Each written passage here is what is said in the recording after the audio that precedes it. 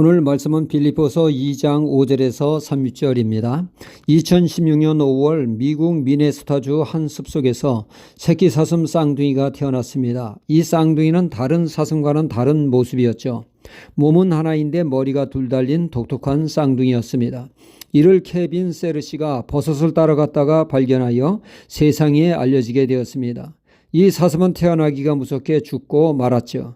그래서 미네소타주 천연자원부에서는 이를 박제하여 박물관에 전시하는 것으로 하였다고 합니다.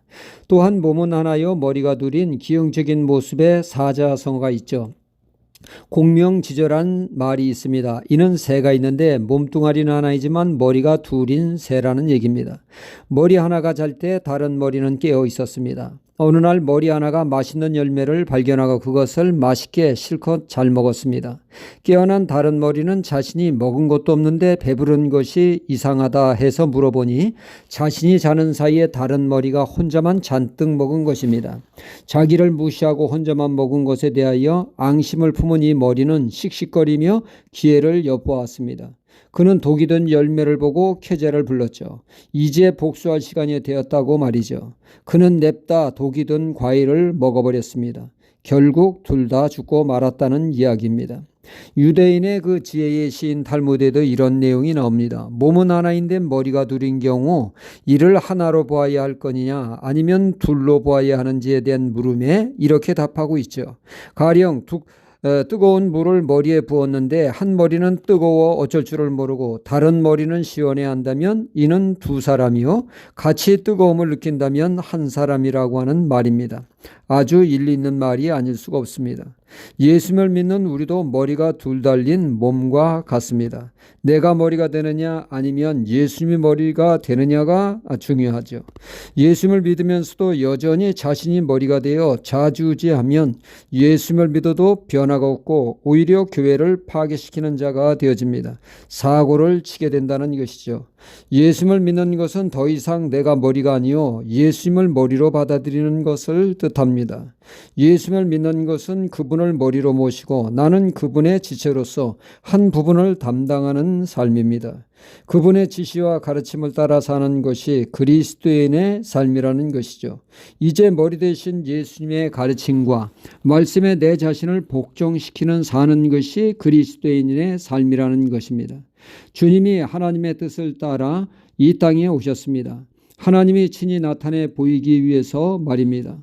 아버지를 보여달라고 하는 제자에게 주님은 말씀하셨죠. 나를 본 자는 아버지를 보았느니라 하시면서 보이지 않는 하나님을 보여주시는 하나님으로 예수님은 이 땅에 오신 것입니다. 예수님은 아버지와 나는 하나다 하시며 하나님을 계시하셨습니다. 주님의 그 아버지의 뜻을 따라 죄의 희생제물이 되어 죄인을 구원하시기 위해서 이 땅에 또한 오셨습니다. 그리고 주님은 하나님의 뜻에 따르시는 순종의 본을 보여주셨습니다. 주님은 일찌감치 제자들의 발을 씻기시며 섬김의 본을 보여주셨고 하나님의 뜻을 따라 십자가를 지심으로 생명 바쳐 순종의 삶을 사심으로 우리에게 본을 보여주셨습니다. 십자가를 지시기까지 순종하신 주님을 하나님 아버지께서는 부활케 하심으로 모든 믿는 자의 주가 되게 하심으로 영광을 받게 하셨습니다. 예수님이 모든 곳에 소유권을 가지신 주인 되신 분이십니다. 주님은 주인으로 우리의 머리가 되시는 분입니다. 각 지체가 머리의 지시와 통제 속에서 절도 있게 움직이듯이 이제 우리도 우리의 머리 대신 주님의 뜻을 따라 살 때 주님의 마음을 품게 되며 주님의 뜻을 공유하는 지체가 됩니다. 이제 성령님의 인도 속에서 날로 주님을 닮아가는 성화의 길을 걷는 것이 우리의 모습이어야 한다는 것이죠.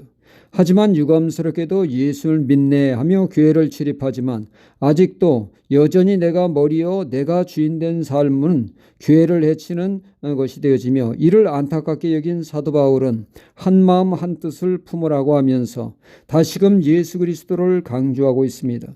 예수 그리스도 복음을 명확히 할 때 나의 머리는 내가 아니요 주님임을 깨닫고 받아들일 때 비로소 그리스도의 지체로서 주님과 같은 방향 같은 삶을 살게 된다는 것입니다.